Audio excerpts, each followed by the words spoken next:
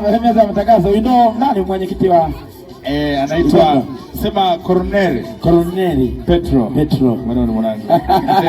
Karibu sana mwenyekiti. Ana chochote hata kazungumza bana. Mwenyekiti anakuaga na heshima yake. Asante sana. Kwanza niwashukuru watangazaji wangu. Ndio. Mimi kama mwenyekiti wa kitongoji cha Ibondo ninazo timu nne.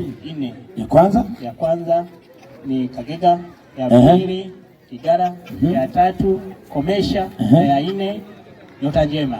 Zote hizo za kwako? Zote za kwangu. Lakini nina uhakika timu zote lazima zipite. Una uhakika timu zote lazima zipite? Zinapitaje yani? Kuingia makundi ama zote zitachukua kombe? Yaani zitaingia kwenye makundi, alafu moja wapo itachukua kombe na nyingine itafuata. Ya tatu ili itachukua tena pia. Ya tatu yani ya kwanza, ya pili, ya tatu mpaka nne. Ndio. Zote za kwako? Lazima zifuatane. Sisi yetu macho bwana.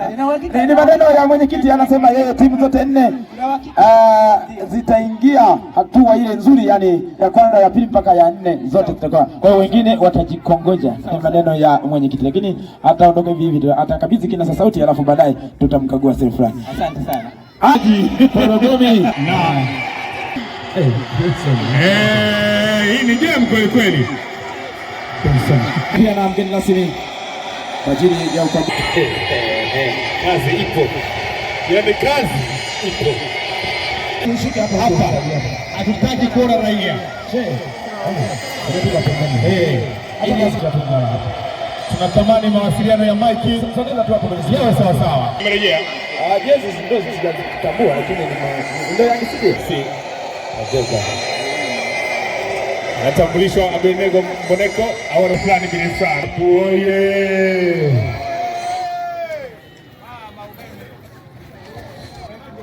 Wachezaji zote mbili, Young City pamoja na Kagega FC, tupende kuwakaribisha kwenye mchezo mzuri kabisa wa siku ya leo ya tarehe 14. Kwa niaba ya Mheshimiwa Jumanne Misungwi, amenielekeza na ameniagiza kwamba anawapendeni sana. Yeye ni mdau wa michezo, ndio maana ameamua kuanzisha ligi hii. Katika michezo hii ambayo tunaendelea nayo, tutambue kwamba mchezo ni ajira, ni urafiki, pia ni afya bora.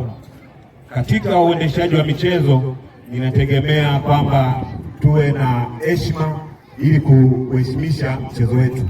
Leo wachezaji tuheshimiane, ndio viwanjani, ili tuweze kufanya vitu ambavyo ni vizuri. Tunacheza hapa, lakini inawezekana ndio kama mwanzo wako wa uchezaji wako mzuri kwenda kwenye timu nyingine ambayo kubwa zaidi.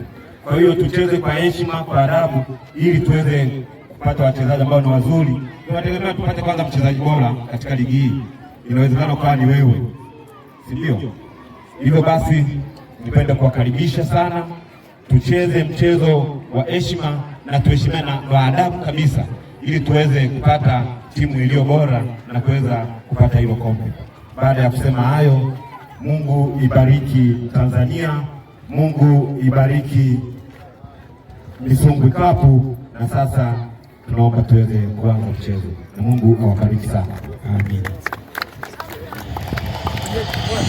Maneno yaliyojato lakini wa maana mno, ya msingi mzima. Ni mwalimu ambaye anaongea kwa kipengele kuanzia chini mpaka mwisho. Wachezaji wana labda kwa sababu wanakuja